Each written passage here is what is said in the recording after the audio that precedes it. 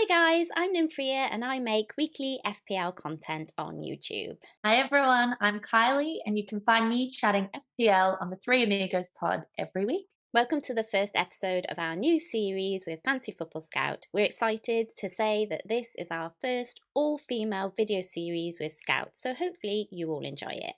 And to give you a sense of what we're going to be talking about, we're going to be looking at the names that we're giving some thought to adding to our watch list each week. We're going to try and keep this as diverse as possible and weigh up the pros and cons of each of these players and maybe why you might start to think of them. At the end, we're also going to give you a pick from each of us for the weeks ahead. Okay, so shall we get started with Bernardo Silva, Kylie? He's made it onto the watch list because he's been quietly getting on with things, just ticking away, hasn't he, really? With 4 goals and 2 assists so far this season, including 2 goals in the previous 2 games. Sitting on around 57 points as City's top scoring midfielder at present. He's been somewhat overlooked, I think, and worth some consideration for the coming weeks. What do you think, Kylie? Yeah, I would definitely agree that he's been overlooked. I myself, I have Foden, and I think a lot of people have been looking at Foden as the preferred City midfielder or indeed attack. I think because historically we know that there's so much rotation there, there's a bit of reticence about investing. But as you pointed out, he's actually playing a lot of minutes. Over the last 6 weeks, he's matched Foden for goals and assists. And interestingly, he's actually slightly higher on XG over that period than Foden is at 2.25 versus 2.16. He's got 8 shots and 50% shot accuracy. Now, Foden is outperforming him in that metric, right? But we know that Foden is a beast in front of goal. Still, with a 1.1 million difference in price between the two, I think that, that's kind of arguing semantics a little bit. So given the fact that Foden is currently a doubt, Jota in that price range is also a bit of a doubt. It could be someone that people start to look at, and City's fixture run is still really strong. They've got West Ham, Villa, Watford, Wolves, Leeds, Newcastle and Leicester in the short term. And basically that run right up to game week 20 is really good. They've got Arsenal and Chelsea then, which we know is trickier. It wouldn't put me off though. But then the really lovely run resumes right through to 28 again after that. And that includes Brentford and Norwich. So I think, particularly given the amount of minutes he's getting, quite an interesting one now to look at, and probably one we should give more thought to than we have. Yeah, I've had Foden now for a little while, and I don't think if you've got Foden, you'd necessarily want to move sideways to Bernardo Silva, but I think he's definitely an option if you're looking for some City attack, definitely. Yeah, because it's hard to go and invest in Foden now. I know a lot of people would want to with those fixtures, but with the doubt, it's maybe an opportunity to just still get in there, but kind of mitigate that risk. So then we've covered off Bernardo Silva. Who's next? Well, Davies is making our watch list as a cheap 4.4 million bench player, worth some consideration because you'd expect him to get some game time during this busy fixture period. Under Conte, you'd expect Spurs to be more defensive, and we've seen glimpses of that already. Davies has been getting minutes recently, playing the last 3 games, and the last 2 under Conte have resulted in 2 clean sheets. Reguilón will be the popular pick, but Davies and Dyer could be cheaper players to add to our watch list. What do you think, Kylie? Yeah, I agree. It's quite interesting because, as you said, Reguilón is, and to a degree Royal as well, are the ones that people will be looking at because they're quite cheap. 4.95 million. It's not expensive for the attacking potential that has already been demonstrated, and we think that that's going to continue. But the challenge at the moment is that we actually have so many premium defenders that are really appealing. Obviously, Chilwell is now injured, but we've got James, we've got Cancelo, we've got Trent, and it's hard to see us moving away from them for anybody. So you're trying to look at who can I add into my team that will supplement them and probably realistically be, your 4th or maybe even 5th defensive option that's sitting on your bench, particularly as we come to the Christmas fixture run when we're going to need to have that.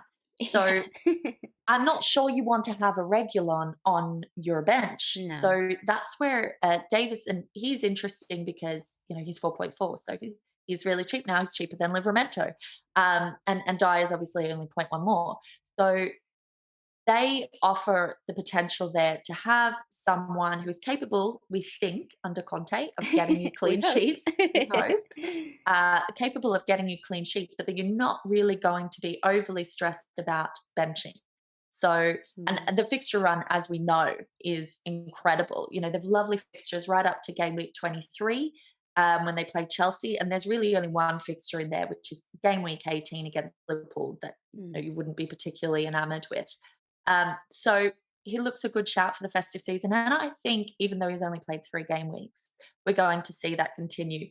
As we said, Dyer is only zero point 0.1 more. And obviously he was responsible for the free kick against Leeds that rebounded and then resulted in Reguilon getting his goal. But actually, Davis has a better XG over the 3 games that they've both played together. So his is 0.86 versus Dyer's 0.17. These are centre backs that, you're not expecting to be getting goals galore from these guys. That's not why you're buying them. But it's Exactly. worth knowing, he's had Yeah. 3 attempts, 1 on target. And historically, Davies has been an attacking player Mm. back under Pochettino. So, one to keep an eye on, I think. And I don't see any harm in going quite early on him, particularly if you want to have something a little bit different to Livramento. So, Yeah. yeah.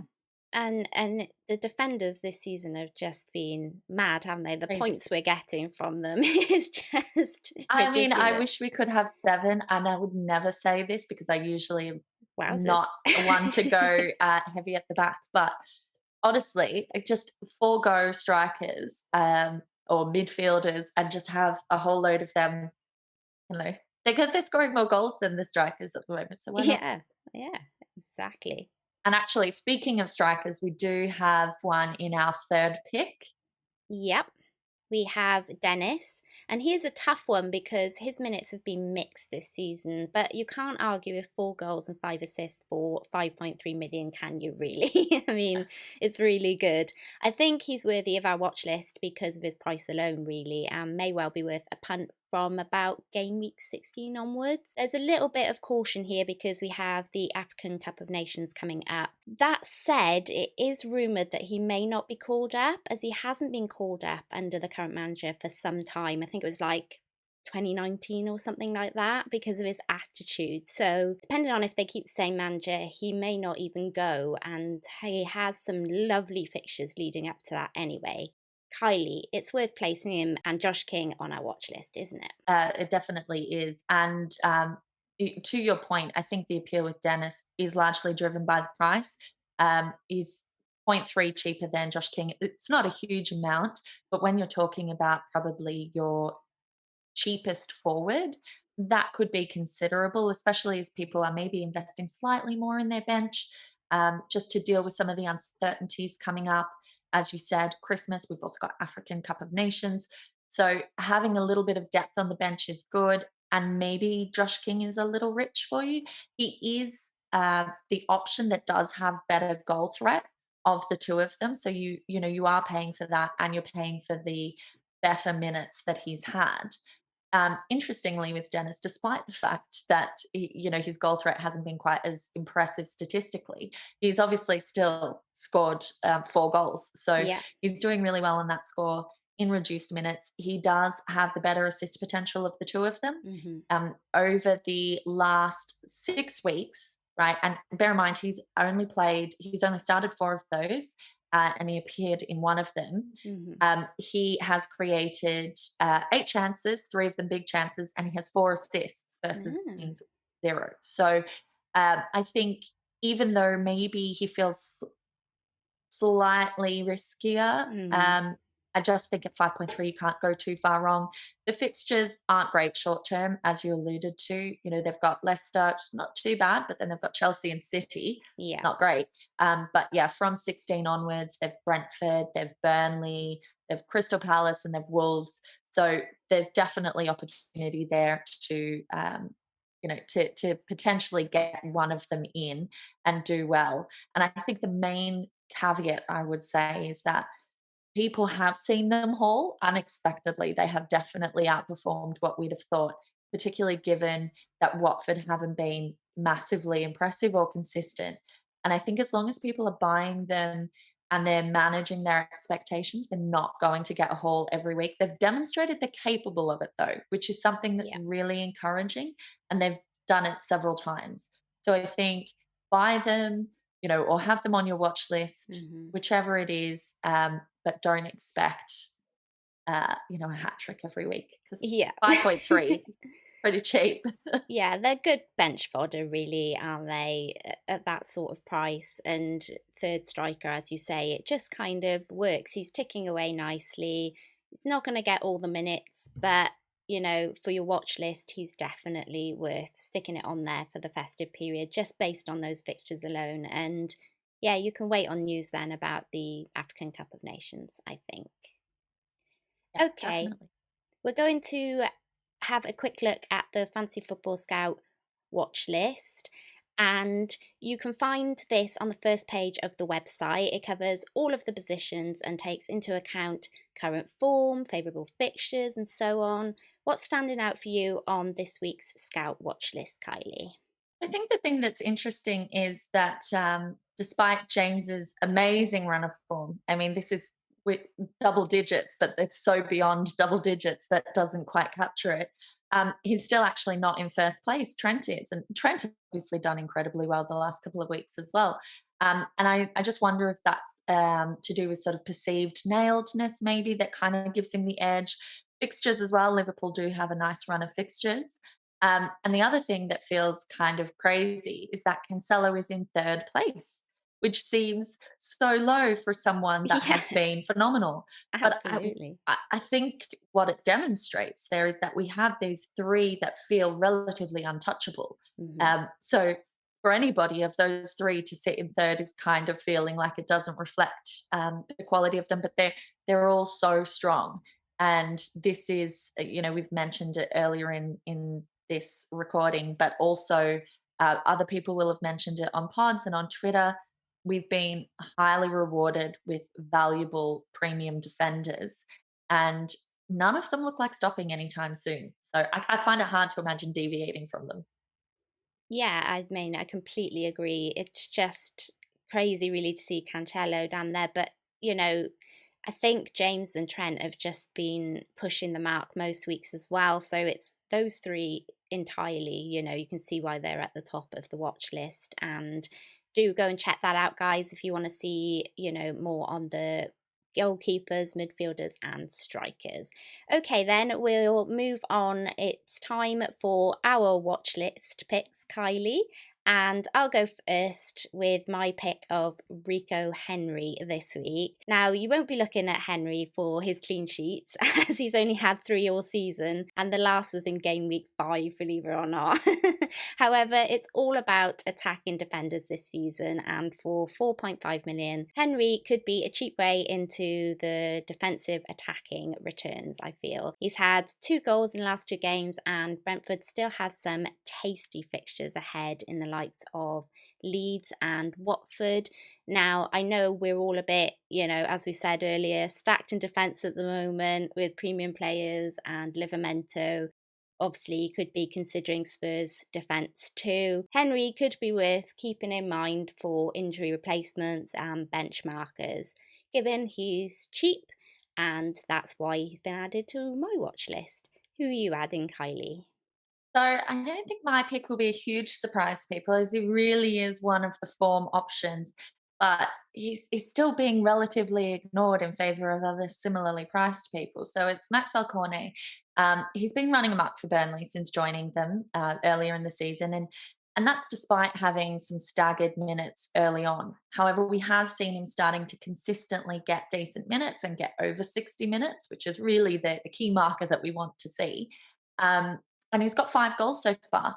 I think what's really interesting to note is that of his appearances, because it's still since joining, there's been the staggered 1 or 2 here and there that he's missed. Mm-hmm. Um, he's There's only 3 of them in which he's featured and not scored. So that was Leicester, City, and Chelsea, right? Not easy fixtures, but also Chelsea was actually the only one of those three that he played more than 60 minutes in.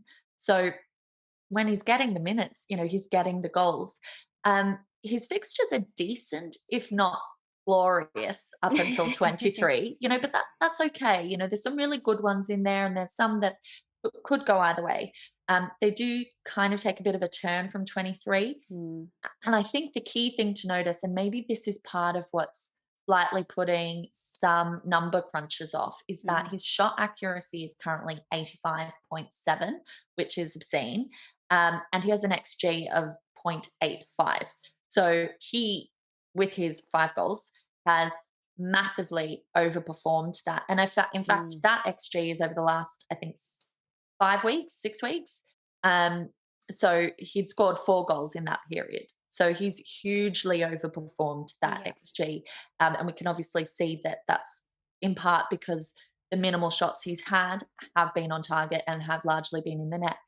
We don't know whether he's a Vardy stat buster. We talk about Vardy, he's not in form at the moment, but we talk about him every season, how he just always seems to be clinical and seems to exceed his XG, and there are just some quality players that do that. I think it's too early to know if that's the case with Cornet, but I certainly think that he has the form, he has the confidence at the moment. So whether he regresses or not, at 6.1, he's competing with your Gallaghers, Smith Rowe, Rafina, who are all really popular options, maybe overly popular. I happen to like them all, but I think if you're trying to get a differential into your team, he could be someone that could be really interesting, and maybe just monitor how he goes over the next couple of weeks before making your decision. But he's a worthwhile shot, and I think there's a few people that will have gone in early on him and done really well over the last few weeks. So who would you be thinking of replacing him in your team then, Kylie? So for me, it's probably Mbeumo. Yeah. I've got him in there. He's, obviously Cornet's more expensive. He's 0.6 more expensive at 6.1. But that's not a huge leap. No. And really, it is that position where I'm currently looking at Gallagher or Smith Rowe as a replacement for Mbeumo. And I do feel like I'm coming in a little late on that. Quite a lot of people have him. And because there is a relatively strong template, it does feel like it's a position in my team that could do with someone a little bit different. Yeah. So I think if you have someone like that, it's not necessarily an urgent transfer out. Mbeumo has obviously not really performed. No. It's been disappointing. Yes, yeah, he has. I mean, and his fixtures still look really good for the next few weeks, which is why it's like quite frustrating. And the amount of times this guy has hit the bar is just crazy. It's just I thought crazy. Trossard last season was bad, but no, this is next level.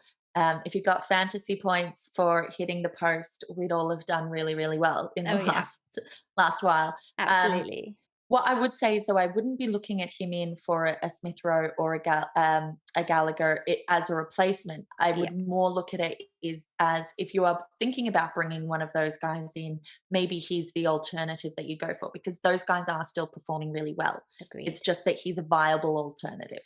Yeah, and I think it's about, as you say, having that differential, isn't it, in your team? So I think a lot of FPL managers are getting on the likes of Emile Smith-Rowe and Gallagher, so they will become more template, whereas Cornet, I think, has that edge to allow your team, as you said earlier, to be a little different and give a little something different to try and edge ahead, because at some point we do need to start kind of breaking away from this kind of main template. I think the African Cup of Nations will definitely push that along a little bit, with the likes of Salah and stuff moving away. So that could be a real game changer for a lot of people. I think we need it. I think we need that. In that, it's sort of coming after Christmas. I feel like you have to get to Christmas, and it pays to be quite template at that point, and then ticks over into the new year, and it feels like, okay, we're in the latter part of the season now, and having something like African Cup of Nations, removing the safety belt of Salah, and we can all run free. So, and we have no choice. I'm not sure I'm ready. I don't know that I am either, but I think we need to do it. Yeah, no, absolutely. Well, that's it. Thanks for watching and best of luck in Game Week 13. Leave us a comment below with the players you're adding to your watch list, and please like and subscribe if you've enjoyed the show. You'll also find a link to myself and Kylie's content below. So until next time, take care. Bye.